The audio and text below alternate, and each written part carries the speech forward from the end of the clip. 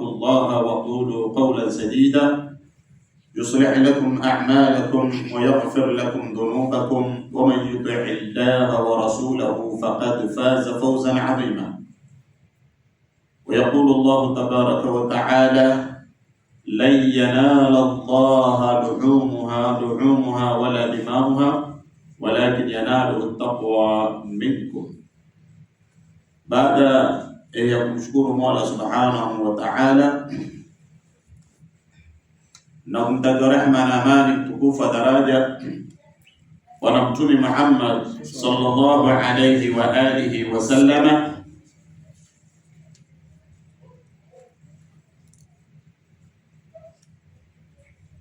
najusia nafsi yangu waumini kwanza, pamoja na kuhusia waumini wenzangu,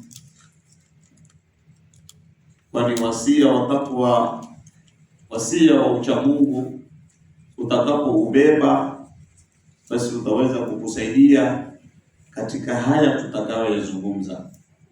Lau uchamungu utakapokuachana na wasia wa uchamungu, basi utayabeba vibaya haya tutakayoyazungumza. Mpaka uwe na uchamungu katika kupokea na mpaka niwe mchamungu katika kupeana. Wapendwa katika imani, tuko katika wiki ya mwisho katika mwezi wa Dhul-Hijja. Tuko wiki ya mwisho, leo ni tarehe 26 Kiarabu, Kizungu 12, sio? Tuko 26 Kiarabu. Kwa hiyo Ijumaa inayofuata itakuwa tayari tuko mwaka mwingine. Sasa hivi tuko Disemba, kuseme katika miezi ya Kiarabu, mwezi ambao tuko nao sasa hivi ni Disemba, ambao ni Dhul-Hijja. Tuko 26. Hata siku 4 tu mwezi uishe, mwaka mpya wa Kiislamu uingie. Kwa hiyo hapa mpaka Monday tunaangalia mwezi ukionekana Jumanne ni mwaka mpya.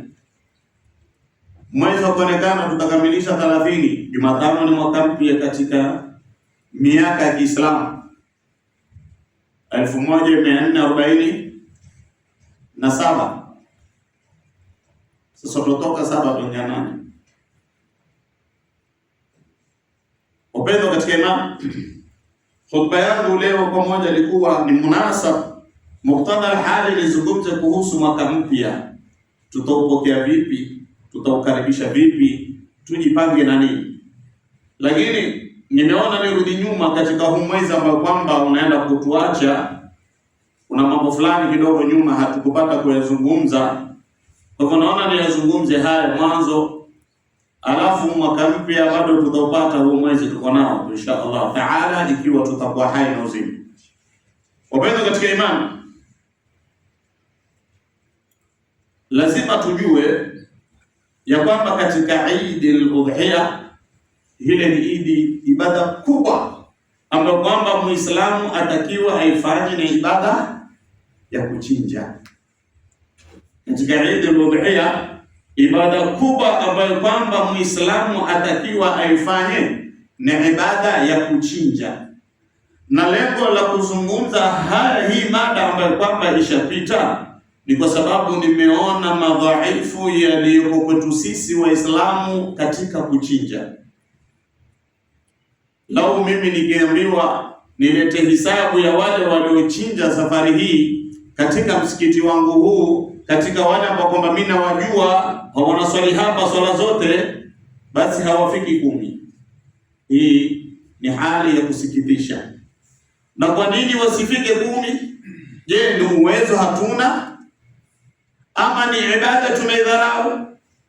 Ama hii kuchinja labda kwa matajiri peke yake? Ni kuwa hatuna mipangilio na hatujalifanyia umuhimu.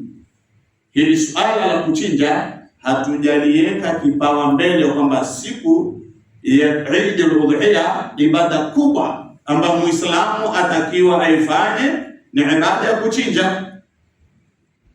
Wa'lamu anna min a'zami sha'air al-Islam, jueni ya kwamba mmoja katika kubwa katika nembo za Kiislamu au alama za Kiislamu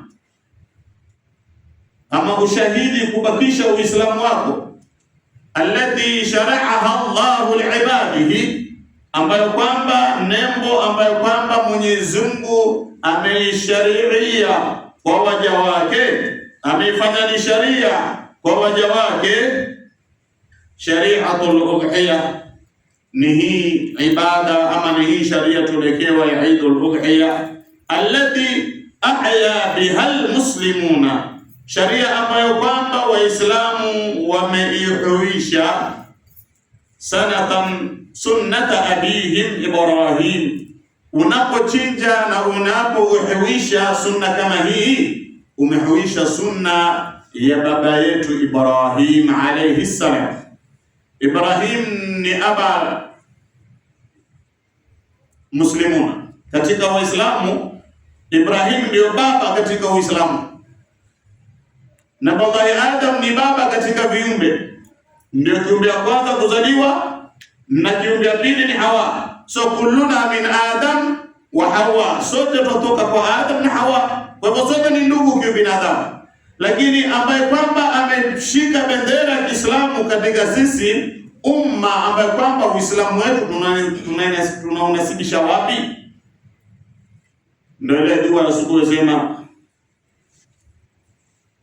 wa mitna ala mita qul amantu billahi wa ala millati abina Ibrahim.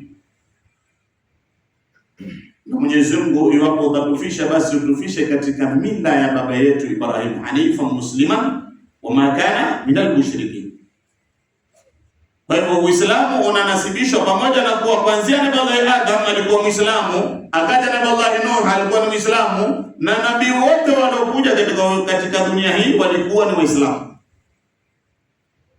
Wote wakisema la ilaha illa Allah, wote wakilingania waja wa Allah wafanye ibada za Allah, waja wa Allah wamwabudu Allah subhanahu wa ta'ala. Hakuna hata mmoja alikuja katika manabii kulingania dini nyingine, isipokuwa wakija kusema semeni la ilaha illa Allah mutafaulu. Mwabuduni Mwenyezi Mungu ambaye kwamba ameumba mbingu na ardhi. Mwabudu Allah ambaye kwamba amekuumba wewe, leo unapumua. Watu wakikataa, wenye kuabudu masanamu, wenye kuabudu moto, wenye kuabudu ng'ombe. Lakini hakuna nabii alikuja na dini nyingine isipokuwa ya Kiislamu.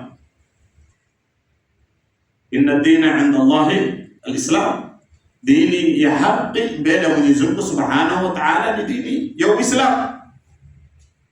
Waqtadu fiha bi sayyidina Muhammad, waqtadu biha bi sayyidina Muhammad. Na sunna hii bwana wetu Muhammad akawa ni mwenye kuifuata pia sallallahu alayhi wasallam. Wa innal qalba, na hakika ya moyo, la yahzunu hina yara kathiran min almuslimina, moyo unakuwa na huzuni wakati unapoona Waislamu wengi tatahawanu bihadhihi, wameenda kudharau hili jambo la kuchinja ash-shari'atul 'azimati, ambayo kwamba ni nembo kubwa sana, ni alama kubwa sana katika Uislamu, hili ibada ya kuchinja. Hata asbaha inda ba'd an-nasi amran thanawiyan ma anna Allah ta'ala qala fasalli li rabbika wanhar. Imekuwa ibada ya kuchinja ni option ya pili katika Waislamu. Amran thanawiya, imekuwa ni option ya pili katika Waislamu. Option ya kwanza ni nyumba ing'are, option ya kwanza ni watoto wang'are, option ya kwanza ni pate za kutoka out na familia yangu. Option ya kila mtu ana jambo lake la kwanza ambapo kwamba amenipea kipaumbele. Baada ya hilo tena, kama kutabaki tuchinje, na kama hakuna basi ambapo ni kinyume, sivyo Uislamu unavyotaka. Option ya kwanza ni kuchinja. Kwanza katika ibada ya Eidul Udhiya, option ya kwanza, jambo la kwanza ambalo kwamba wewe Muislamu watakiwa ujipange nalo ni swala la kuchinja. Mwenyezi Mungu Subhanahu wa Ta'ala sema fasalli li rabbika wanhar, ambiwa Mtume Muhammad swali kwa ajili ya Mola wako na uchinje. Hapa kuna mufassiruna Qur'an, wala tafsiri Qur'ani, kunao wa mashaikh wala tafsiri mbalimbali. Kunao wanasema fasalli li rabbik, ni swala ya faradhi, lakini kuna baadhi ya mashaikh mufassirun kusema fasalli li rabbika wanhar, tafsiri yake ni kuswali swala ya Eid na baada ya swala uchinje. Swali swala ya Eid baada ya swala fanya uchinje, na ukubali kuchinja kabla ya swala. Kama vile fitri ukitoa baada ya swala imeenda watu ni sadaka min sadaqat. Fitri ukitoa baada ya swala ya Eid, hiyo ni sadaka tu umetoa, lakini hujatoa fitri. Kwa hivyo takana utoe fitri kabla ya swala ya Eid. Swala ya Eid al-Udhiya watakana kwanza swali kisha uchinje. Ukichinja kabla kuswali sadaqatun min sadaqat, sadaka utakuwa umetoa, lakini hujaingia kwenye sunna na kwenye ibada iliyokusudiwa. Fasalli li rabbika wanhar, swali kwa ajili ya Mola wako na uchinje. Hii ni amri wa Uislamu ambayo kwamba yatoka kwa Mola. Leo amri kama hii tumeenda kuidharau. 80% ibada kama hii hatuifanyi. Tuna yetu ambayo kwamba tunataka kuyafanya. Yale ya muhimu tumeenda kuachana nayo na tutafanya yale ambayo kwamba hayana umuhimu katika dini.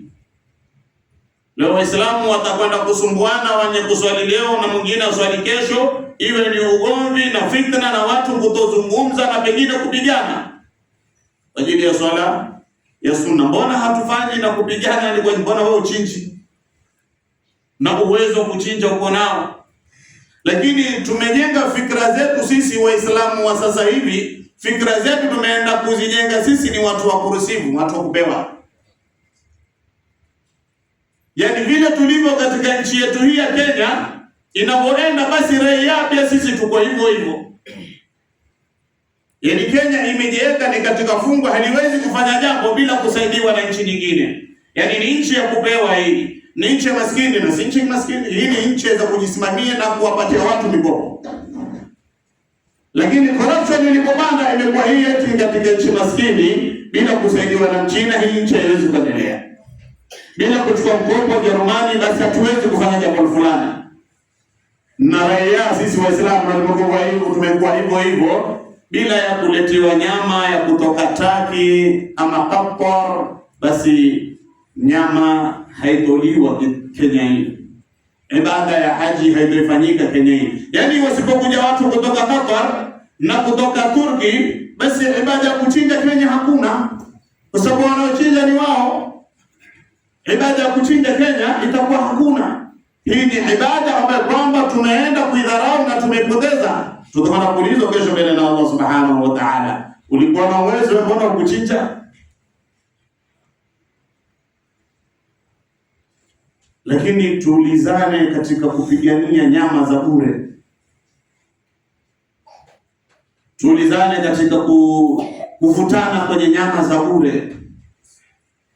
Hapa sote watu hapa msikitini hakuna hata mmoja ambaye kwamba hana uwezo wa kuchinja. Kila mmoja ana uwezo wa kuchinja. Mipangilio ndio hatuna katika dini.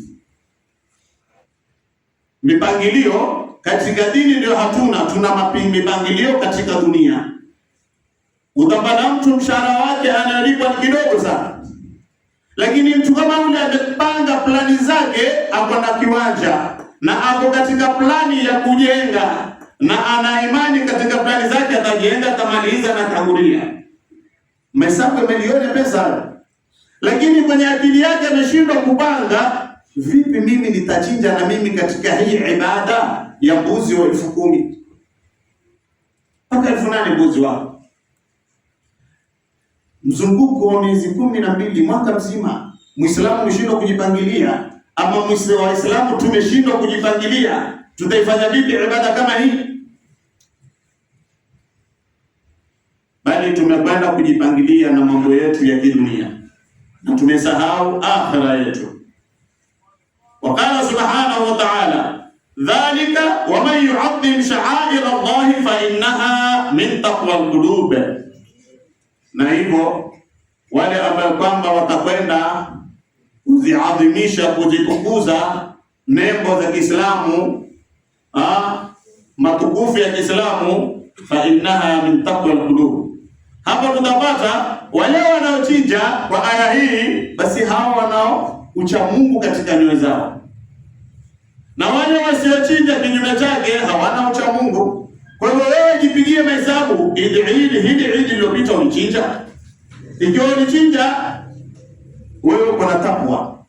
Ikiwa haukuchinja, takwa yako iko chini. Ikiwa wewe hukubahatika kuchinja kwa dharura zozote zile ambazo zilikupata, ni plani zako hukupanga wewe katika mahesabu ya kuchinja. Wewe umejipanga hapa, litakuja lori hapa, basi tutapiga foleni, tutachukua, alhamdulillah, tutajaza manyama. Yote kwenye group naona mmoja tena, sijui kama ni AI ile ama ni kweli, freezer limetumwa limkula manyama ngamba mpaka freezer halifungi, lifunga na mleso, sijui ni mitandio ile. Na hata kama ni AI, lakini ile imetupatia funzo ya kwamba Waislamu wa sasa ni walafi. Waislamu hatuna imani, hatuna ucha Mungu, tumeweka ulafi mbele. Hizo nyama pia tunaweza kupigania, mwenzako hajapata umeongeza kwenye freezer, mpaka freezer halifungi. Tofauti na masahaba, namna gani walivyokuwa wanapendana.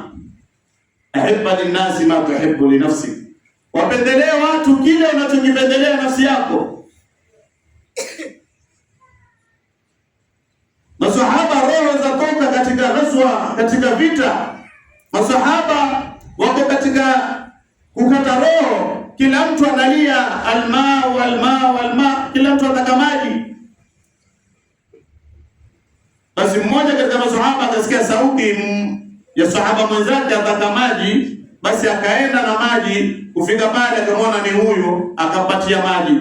Vile bwana amechukua maji atakakunywa, asikia mwingine kutoa sauti taka maji, na kiangalia maji ni kidogo, amwambia bwana, mpelekee mwenzangu, naona yeye anahitaji zaidi ya maji, sije atafa.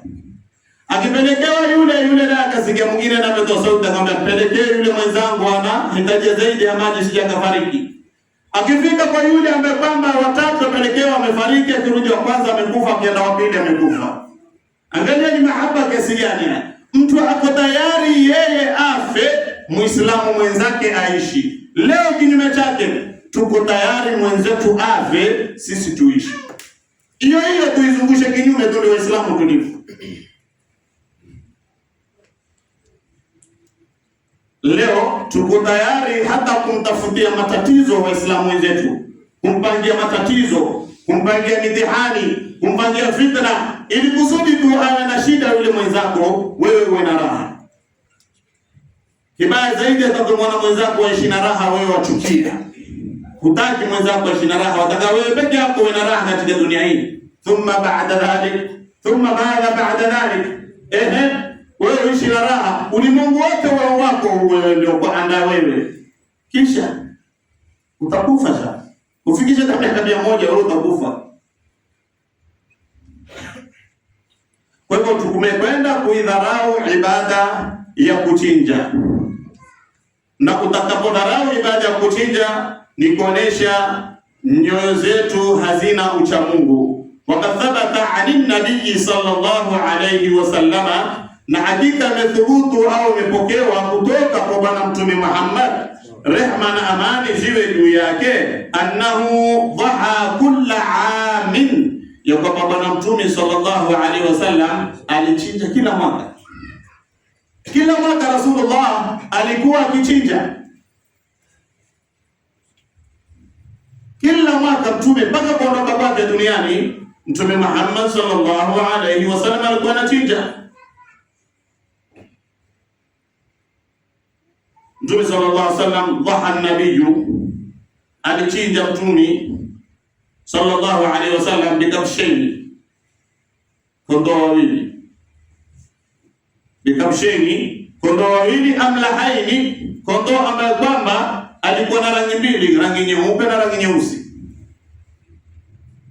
Kondoo ambaye kwamba alikuwa na rangi mbili, nyeupe na nyeusi, ndio Mtume alichinja. Tena alikuwa ni ndume, akaranaini, kondoo mwenye pembe mbili. Songa mbele hapo. Unaona uko na nafasi, songa mbele, msikiti ni mdogo. Kama mbele, kwa mbele. Poleni kwa usumbufu. Songeni mbele. Mtume alichinja kondoo wawili. Kwa hivyo Mtume sallallahu alaihi wasallam kila mwaka alikuwa akichinja. Mimi na wewe kuanzia tuzaliwe, kuanzia tuanze na maisha yetu mpaka leo tumechinja miaka mingapi? Wewe sasa una miaka 30. Kuanzia miaka wewe uko na miaka 20, toa hiyo mingine ulikuwa ukisoma ulikuwa walishwa. Kuanzia miaka 20 kwenda juu miaka 10. 20 mpaka 30 miaka 10 umechinja mara ngapi? Hili swali jiulize. Wewe kuanzia uanze kazi mpaka sasa miaka mingapi? 10. Umechinja mara ngapi?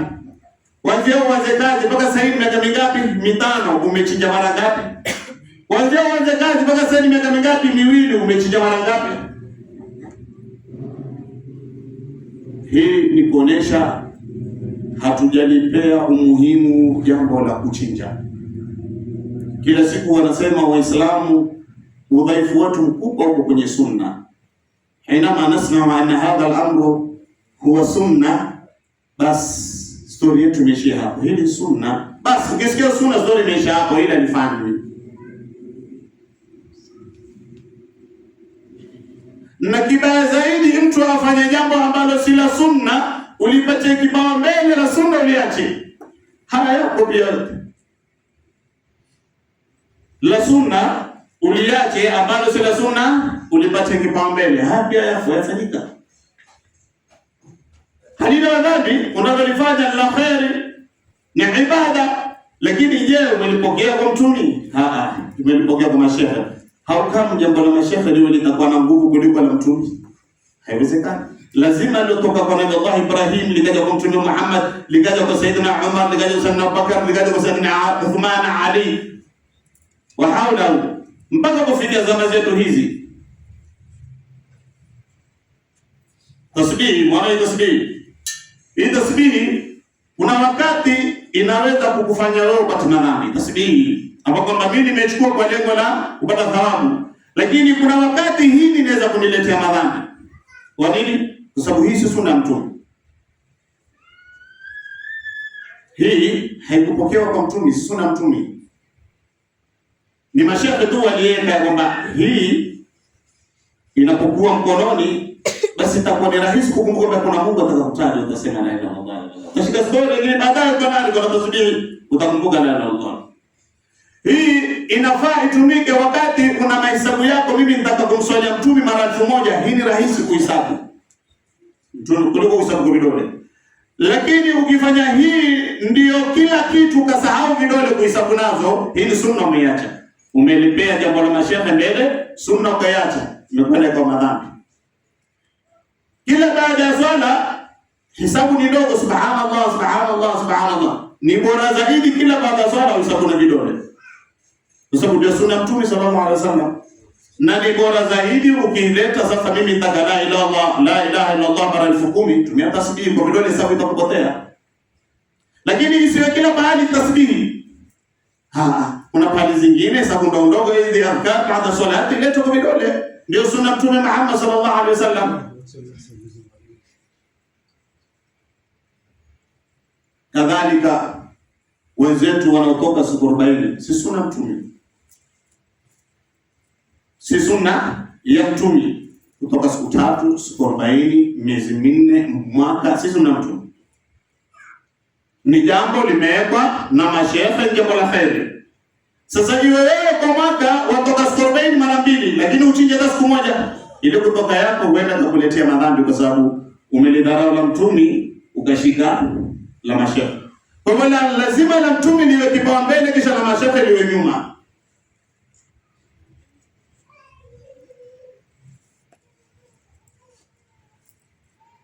Kutoka siku 40 itarudia, si sunna ya Mtume. Hii ni ibada imewekwa na mashehe. Tena ni mashehe kutoka Pakistan. Kwa Pakistani waliona vijana wengi wanapotea katika mukaddarati, vijana wanapotea katika machafu. Basi shehe akaamua wapi mimi niweke hii kikao cha taalimu msikitini, kuwafundisha vijana dini, watoke siku 3 angalau tuweze kuwafundisha ibada, watoke kule katika machafu. Jambo la khairi kwa sababu alitoa vijana wengi katika machafu. Ni jambo la khairi siku 3. Ukionekana siku 3 umeweza, siku 40 kheri imefanyika hivi.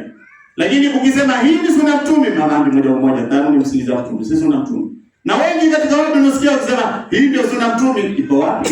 Leo hadithi moja mtume alilala msikitini isipokuwa msikiti wa Madina. Baada tumetoka Madina na Maka, sema mtume alilala wapi msikiti mwingine?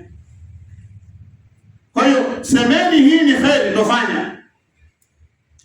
Hili ni jambo la kheri tofanya kujikurubisha kwa Allah, lakini usiseme ni sunna. Ukisema ni sunna umesingiza mtume, na mtume hakufanya hivyo. Hata siku moja mtume hakuwahi kutoka yeye wala sahaba wake kwenda kuwakumbusha Waislamu ambao hawaswali juu ya swala. Sisemi kwa baya, nataka tutofautishe kwamba sunna ni nini na kheri ni nini. Sawa, sunna ni nini na kheri ni nini? Hili jambo la kheri si makosa kulifanya, ndio usiseme sunna mtume. Ukisema sunna mtume, utaona umemsingizia mtume uongo. Umemzulia mtume. Mtume hakuwahi hata siku moja kumwambia sahaba, nenda bana fulani, bwana tuna siku 2-3 haswali huyu, hapatikani katika swala, kamwangalie, kamkumbushe. Alikupatikana kwa mtume. Ushahidi kwamba alikupatikana kwa mtume, ulikuwa na sahaba mmoja, mtume alimpa nickname ya Hamamatul Masjid. Usahaba jina lake limetoka. Kuna mtu anamjua? Mtume alimpa nickname ya Hamamatul Masjid, njiwa wa msikiti. Basi sahaba alikuwa ni masikini. Amwambia ya Rasulullah, niombe na mimi Mwenyezi Mungu anifungulie maisha yangu. Mtume akamwambia, hivyo ulivyo ndio kheri kwako, Mwenyezi Mungu anajua zaidi kuliko wewe.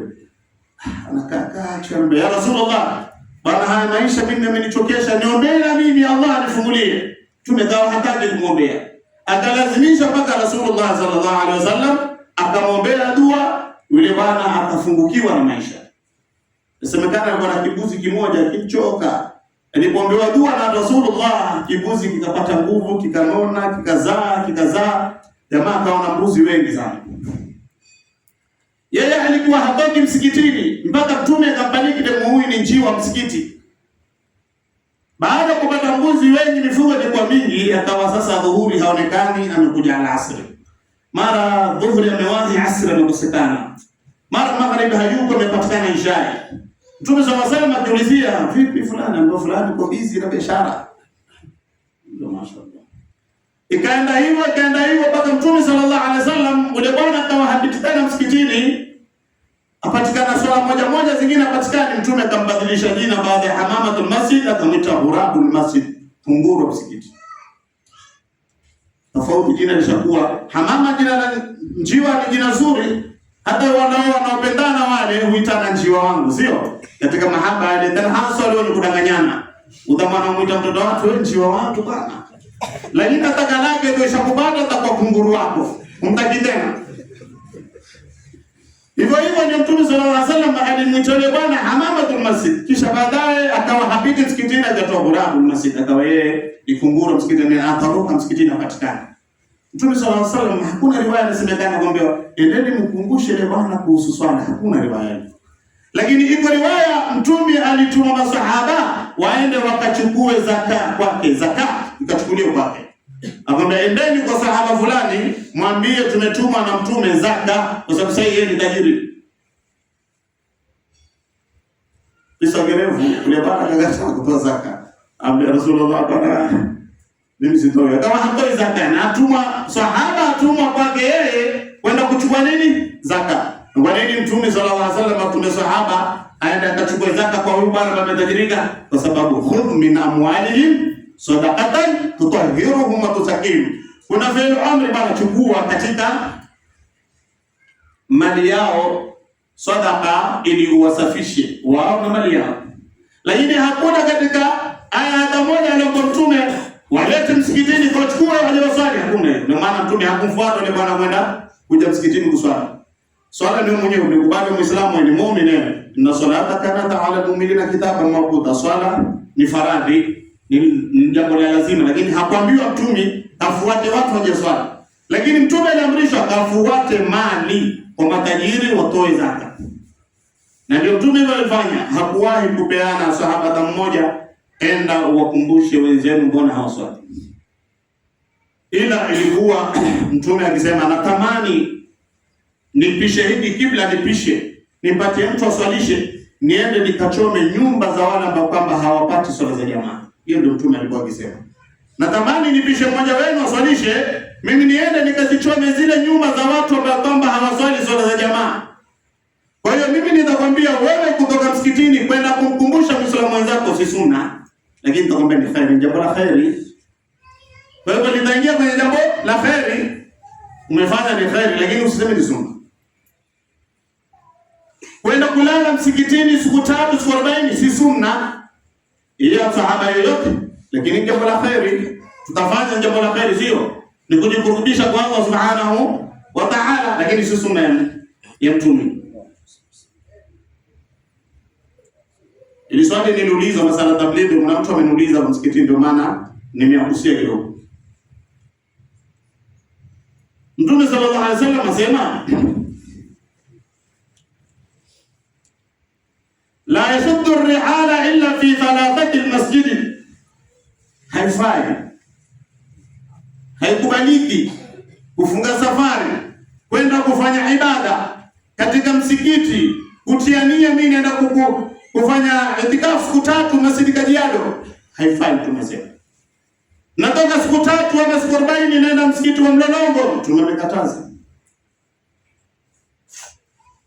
Kisha akasema illa fi thalathati almasjid istithnai, isipokuwa katika misikiti mitatu. Kwa hivyo kutoka hapa Kitengela kwenda kufanya ibada ya siku 3 na siku 40 na siku 100 kwa ajili ya kufanya ibada msikiti mwingine utoke mji wako, misikiti ni mitatu tu ndio Mtume apeana kwa heri.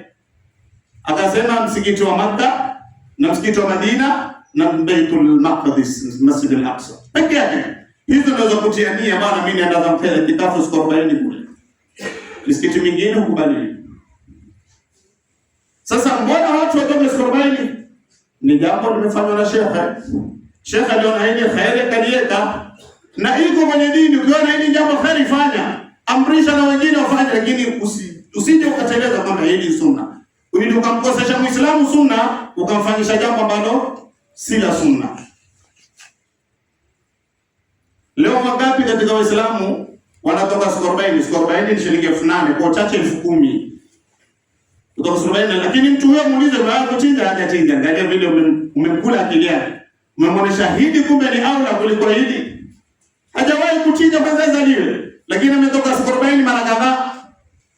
Kisha imani yake yeye aamini kwamba hii sunna Mtume. Hakuna sunna mwezi.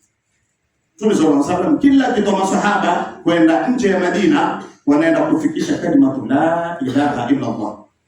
Bwana endeni Kajiado, kule hakuna la ilaha illa Allah. Pelekeni Uislamu huko. Bwana endeni Namanga, mfikishe la ilaha illa Allah. Basi masahaba wanalala kwenye misitu. Wakifika kule kibada watu wanawajua Allah hali wasala na talala kwao. Lakini hawalala msikitini. Kwa hiyo ukiniambia masahaba wamekufa kwa ajili ya kutangaza dini, kutangaza la ilaha illa Allah, si kukumbushana katika dini. Kwa hivyo sisi pia ili hii tablighi iwe na nguvu, nitoke tunge porini huko kwa Masai. Hali hakuna msikiti, hakuna la ilaha illa Allah, tufikishe la ilaha illa Allah. Wakati huo tunaweza kusema hii ni sunna Mtume. Lakini kama ni kutoka kwa Kajiado siku 3, hii ni jambo la heri tufanye. Tukumbushane Waislamu. Lakini halikutoka kwa Mtume. Mwenyezi Mungu atuoneshe haki tuweze kufuata. Tuoneshe baadhi tuweze kuepuka. Waislamu jambo la kuchinja, hili lazima kidogo nidokezee. Sote tuna uwezo wa kuchinja. Kila yule ambaye kwamba wewe ni Muislamu, mshahara wako 10,000 unao uwezo wa kuchinja. Ni kujipangilia na kutaka. Chukua kibengi chako weka nyumbani. Eka kila mwezi shilingi 50. Eka kila mwezi shilingi 100. Kila mwezi shilingi, ukeka kila siku shilingi 50 kwa mwezi 1500. Sawa? 1500 mara 10. Umepata na mkono wa Idi pia hapo ndani yake. Hapo umepata na nini? Na mkono wa Idi pia umeingia. Kwa hiyo plani za dini ndio hatuna, plani zetu za kidunia. Jipange wewe, nunua kibengi. Nimesema nizungumze leo ili mwakani inshallah next year nione vibengi vingapi. Watu wangapi watachinja hapa? Hii roho imeniuma sana hisia. Hakuna alochinja, watu kidogo sana walochinja. Ustadi, hakuna nyama. Hakuna nyama nini shaka? Hakuna katika Uislamu, hakuna nyama. Nyama ni wewe uchinje upate jirani yako. Na katika kuchinja mafungu ni matatu: fungu la maskini, fungu lako na fungu la majirani. Usichukue mbuzi wote ukamla peke yako baba. Chinja, mpatie maskini, mpatie jirani, na wewe mwenyewe pia watu wako nyumbani wale. Wassalamu alaykum wa rahmatullahi.